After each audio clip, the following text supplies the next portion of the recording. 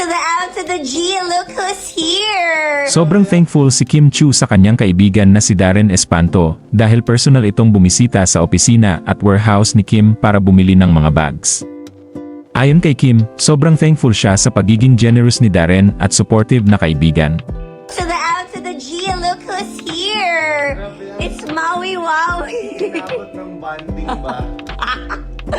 Look who's here! Oh my gosh! Bestie vibing! House of Lil Bunny! Grabe ang opisina ni Bestie ko.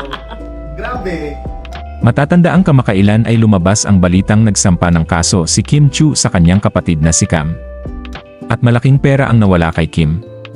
Kaya naman sa kabila ng pagsubok na pinagdadaanan, tuloy ang suporta kay Kim ng kanyang mga kaibigan.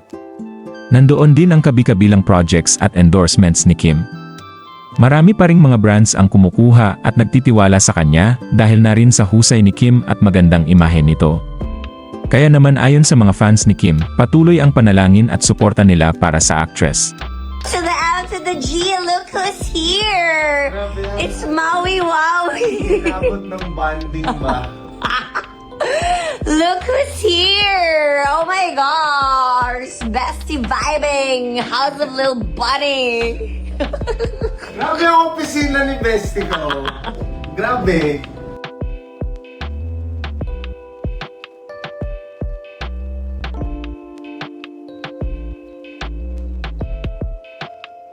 Shopping siya To the talaga. L to the G, look who's here! Thank you, Best Maui Wowie! for supporting. Look who's here! Oh my gosh! Bestie vibing! House of Lil Holiday Bunny! shopping ba? Yes! Wow, thank you. Napakagalante.